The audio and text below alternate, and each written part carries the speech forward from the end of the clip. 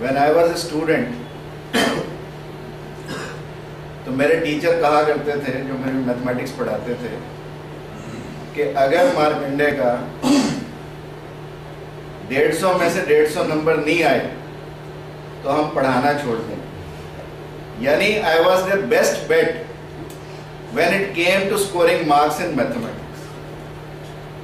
And true to the facts, जब मेरे 10वीं के इम्तिहान हुए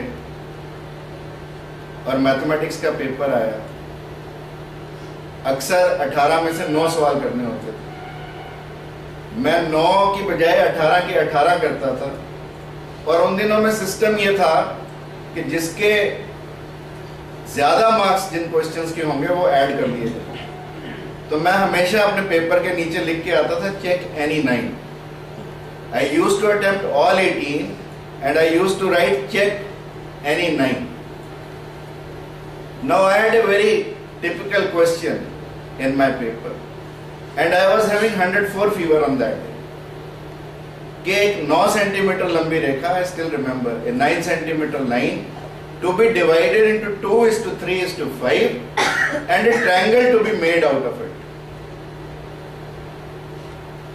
अब सबने अपना लाइन डिवाइड की, प्रकारें हिलाई, चापें काटी और ट्रायंगल बना। मेरी ट्रायंगल नहीं बनी क्योंकि मेरी चापें ऊपर वाली नहीं गई। मैंने लिखा कि this question is not possible. और उन दिनों में स्कूल वाले आपस में बड़ा कंपटीशन करते थे कि हमारी मेरिट किसकी ज्यादा है। तो पहले जो अच्छे बच्चे थे उनका पेपर सबमिट होने से पहले एक बार टीचर्स पढ़ लेते थे। बाहर प्रिंसिपल के पास खबर गई कि मार्कंडे ने लिखा this question is not possible. Principal ने कहा कि बुखार मार्कंडे के सिर में चढ़ गया। मेरे को लगा कि हो सकता मैं गलत हूं, पर सबने क्योंकि जोड़ दी थी पर मैंने नहीं जोड़ी। मैंने फिर कोशिश की, नहीं जोड़ी। मैंने प्रिंसिपल के पास बाहर अपना ज्योमेट्री बॉक्स भेज दिया। ज्योमेट्री बॉक्स में हमेशा अच्छे वाला रखता था। It is always better to have best things in life. वो हिलता नहीं था, बड़ा टाइट था, ड्राफ्ट्समैन जो यूज करते थे वो वाला मैंने कंपास रखा हुआ था। प्रिंसिपल ने भी जब मेरा ज्योमेट्री बॉक्स यूज किया तो उसने कहा हाँ ये नहीं बनती। And in the last minute everyone wrote that this question is not possible and everybody in that examination centre got 7 marks each. सबको 7 नंबर मिले। और जब हम पिछले 10 साल के क्वेश्चंस पढ़ते थे तो 10 साल तक ये आता रहा कि this question is not possible. Ishavasya Upanishad का ये श्लोक यदि आप ध्यान से देखें, हम रोज पढ़ते हैं। Doctor Bindra is there, he will endorse me. ओम पूर्णमदः पूर्णमिदं पूर्णात् पूर्णम उच्यते पूर्णस्य पूर्णमदाय पूर्णम एव अवशिष्यते। यानी यह भी पूर्ण है, पूर्णमिदः वह भी पूर्ण है। पूर्ण से पूर्ण की उत्पत्ति होती है, पर यदि पूर्ण में से पूर्ण निकाल दिया जाए फिर भी पूर्ण अवशेष रह जाता है। कौन दे सकता है ऐसी दृष्टि? ये दृष्टि दी हिंदुस्तान ने। और मैथमेटिक्स जब लोगों को पता भी नहीं था तब हिंदुस्तान में ये श्लोक आया। तब हिंदुस्तान के व्यक्तियों ने इसके बारे में कहा और आज के मैथमेटिशियन इसे अभी भी गलत प्रूव नहीं कर सकते। They agree with it that yes, this is correct. Next please. 2 प्रकार के चिंतक हिंदुस्तान में हुए, एक इति यानी पूर्णता और दूसरे नेति यानी शून्यता। किसी ने नेति नेति कहा, किसी ने इति इति कहा। तो इस प्रकार 2 तरह के चिंतक हुए और भारत में शून्य का आविष्कार नेति से हुआ। Next please. The oldest book which is kept in a museum in Madrid, Spain में, उसमें लिखा कि गणना के चिन्हों से हमें ये अनुभव होता है कि प्राचीन हिंदुओं की बुद्धि बड़ी पैनी थी तथा अन्य देश गणना व ज्यामिति तथा अन्य विज्ञानों में उनसे बहुत पीछे थे।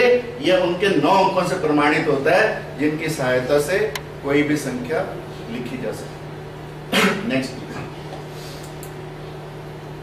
गणित की नींव एवं प्रक्रियाएं हॉलस्टैंड ने लिखा, you can read it. Next please. Professor B B, Datta लिखा, हिंदुओं ने दाशमलविक पद्धति बहुत पहले अपना ली थी। उन्हें किसी भी संख्या को केवल 10 बिंबों की सहायता से सरलता से तथा सुंदरता पूर्वक व्यक्त करने में सफलता मिली। Next please. प्रोफेसर गिन्सबर्ग ने अपने एक राइटअप में लिखा, new light on our numerals, कि लगभग 700 ईस्वी सदी पहले हिंदुस्तान का विद्वान था कंक, वो बगदाद में गया और उसने अरबियों को जाकर हिंदुस्तान की अंक विधि सिखाई और उसका असर क्या हुआ? Next please. संस्कृत में एकम, हिंदी में एक, अरबी व ग्रीक में वन बना। शून्य अरबी में सिफर, ग्रीक में जिफर और अंग्रेजी में जीरो बना। दैट इज हाउ फ्रॉम शून्य came to zero. Next please. अंकों का क्रम से विवेचन यजुर्वेद में मिलता है। पूरा श्लोक है ये, उसको मैंने सरल किया है। सविता प्रथमे, अग्नि द्वितीय, वायु तृतीय, आदित्य चतुर्थ, चंद्रमा पंचम and Vishwadev Dwadashi. So it's a complete. एक से पहले मैंने 9 की बात की, 1 से 12 तक की गिनती भी भारतीय इतिहास में पहले मिलती है। Next please. गणना की दृष्टि से ग्रीकों की सबसे बड़ी संख्या मीरियाड, 10:4 यानी 10,000, यहीं पे खत्म। रोमन्स की मिली 10⁻³ यानी 1000। It is all over. But what about India? Listen, प्रथम 10 गुणोत्तर संख्या, बाद वाली संख्या पहले से 10 गुना अधिक। और उसके नंबर देखो, 1, 10, शत, सहस्र, अयुत, नियुत, प्रयुत, अर्बुद, निर्बुद, समुद्र, मध्य, अंतःप्राण। 10⁻12 यानी 10 अरब। Next please. द्वितीय शत गुणोत्तर संख्या, बाद वाली संख्या पहले से 100 गुना अधिक। और हर एक के वर्ड्स हैं, यहां तो मिलियन ट्रिलियन पे बात खत्म है। यू विल सी 10⁻53 के बराबर का अंक, ये है द्वितीय शत गुणोत्तर संख्या। और उसके आप पढ़ो अक्षर सारे। नेक्स्ट। तृतीय कोटि गुणोत्तर संख्या, कोटि, कोटि, पकोटि, कोट्य, पकोटि, नाहुत्र, ऑल दीज 10⁻140 यानी 1 के ऊपर 140 जीरो लगा दो तो उसका भी शब्द हमारे पास है। औरों के पास नहीं है ये शब्द। आप मैथमेटिक्स पढ़ाते हो, बताओ है तो नहीं है ना?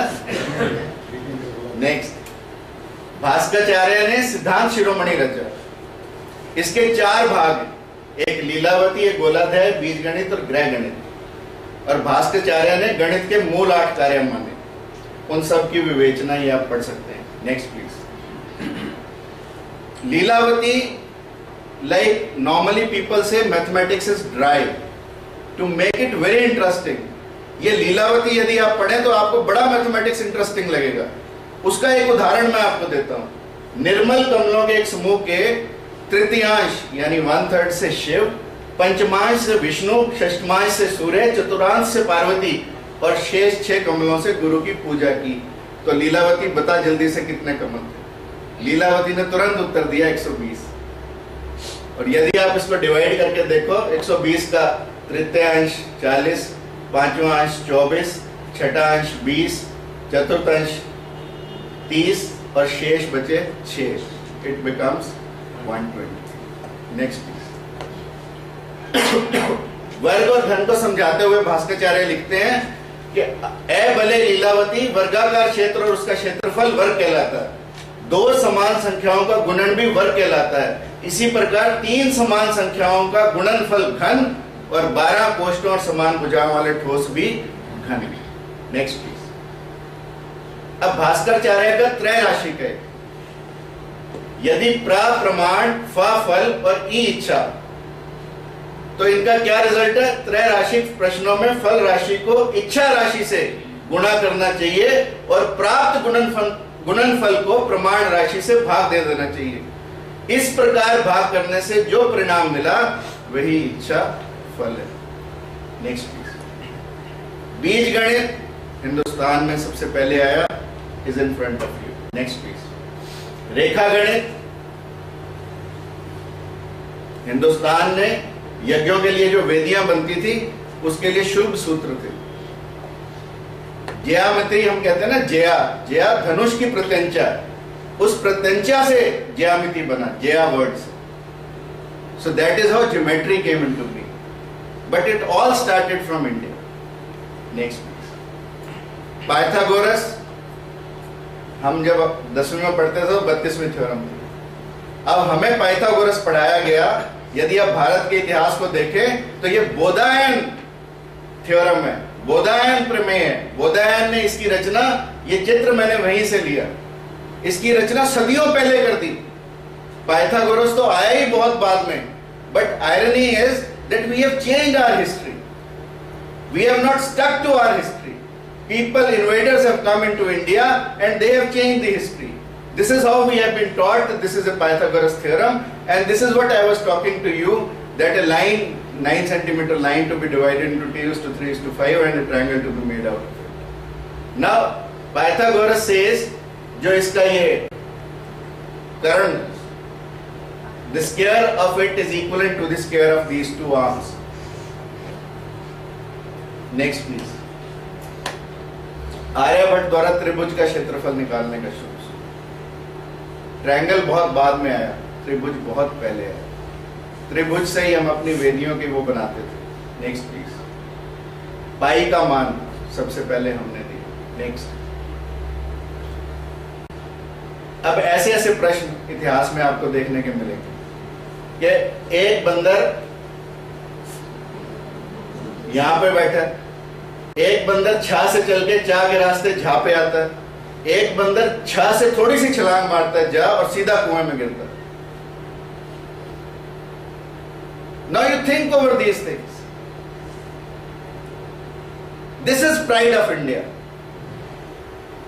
इसलिए भारत सोने की चिड़िया था, क्योंकि लोगों ने कहा कि ये सांपों की धरती है, बट भारत की धरती ऋषि मुनियों की धरती थी, और ये ऋषि मुनि किसी साइंटिस्ट से कम नहीं थे। जिन्हें हम आज साइंटिस्ट जानते हैं, हमारे ऋषि मुनियों ने भी वही कार्य किया, उन्होंने भी वही साइंस को अपनाया, परंतु उस साइंस को अभी हम जानते नहीं है। Next please. वैदिक गणित के 16 सूत्र थे, जो डॉक्टर साहब ने बताया कि रामानुज ने 1729 को कैसे फटाफट डिवाइड करके बताया कि किस किस का क्यूब है ये। दिस इज पॉसिबल यदि व्यक्ति इन 16 सूत्रों को जान जाए। पुरी के शंकराचार्य हुए कृष्णा भारती, उन्होंने लिखा कि इन 16 सूत्रों को जानने के बाद व्यक्ति का दिमाग जैसा कंप्यूटर, शकुंतला के बारे में आपने सुना है, the great mathematician of India, जो कंप्यूटर से फास्ट कैलकुलेशंस देती थी। It was just possible because ये जो 16 सूत्र मैंने यहां पर लिखे हैं, इन 16 सूत्रों की बदौलत। Next please. ये सारे 16 सूत्र हैं। You can go through these. All those who are interested in mathematics can go through all these sutras. They are really life-changing sutras. If you are into mathematics, you must. And this is called Vedic mathematics. Vedic mathematics के ये सूत्र हैं। इन सूत्रों को जानने के बाद मेरे को इतनी नॉलेज नहीं जितनी आप लोगों को नॉलेज है, और आप लोग इनके बारे में कुछ और निकाल सकते हैं। But they can definitely, मैं इतना तो जानता हूँ एज ए साइंस स्टूडेंट कि ये सूत्र ठीक है, और इन सूत्रों से जरूर कुछ ना कुछ हो सकता है। Next please. इसके कुछ उपसूत्र हैं। नेक्स्ट। ये 13 इसके उपसूत्र। इस तरह से what I want to convey to you is that इतना कहना कि 0 दिया मेरे Bharat is not enough. Bharat ने इस दुनिया को बहुत कुछ दिया। भारत इस दुनिया की जननी है, और भारत में जितना भी गौरवमय इतिहास रहा, एज ए साइंस स्टूडेंट हमें पढ़ना चाहिए। ये सिर्फ साधु संतों के पढ़ने की चीज नहीं है, या महात्माओं के पढ़ने की चीज नहीं है अध्यात्म। ये साइंस के स्टूडेंट के लिए ज्यादा जरूरी है कि वो अध्यात्म को अपनाए, अध्यात्म में क्या लिखा है उसे पढ़े, ताकि वो उसको साइंस पर इवैल्यूएट कर पाए, फिर उसमें why, what, when, how, who, are, whom लगा सके, ताकि हम उसे समय की कसौटी पर तोल सकें कि जो हमने पहले किया वो आज भी प्रमाणिक है कि। और ऐसा कहा जाता है कि स्पिरिचुअलिटी से जिस चीज का प्रमाण मिल जाता है उसे हम साइंस कह देते हैं, और साइंस को जिस चीज का प्रमाण नहीं मिलता हम उसे स्पिरिचुअलिटी कह देते हैं। सिर्फ जानने में हमारे थोड़ी सी कमी है, हम थोड़ा सा पीछे हैं साइंस में। और यदि साइंस अपनी बाहों को और फैला पाए तो तब स्पिरिचुअलिटी के मर्म को जान पाए। इसलिए मैं शायद मैथमेटिक्स को तो ना जानता हूं, पर मैथमेटिक्स के मर्म को जानता हूं, हिंदुस्तान के मर्म को जानता हूं, इस देश के मर्म को जानता हूं, इस देश के गौरवमयी इतिहास को जानता हूं, और इस देश में क्या क्षमताएं हैं उनको जानता हूं। और वो क्षमताएं किन में छिपी हैं? वो क्षमताएं आप सब के अंदर छिपी हैं। केवल जरूरत है उन सोई हुई क्षमताओं को बाहर निकालने की।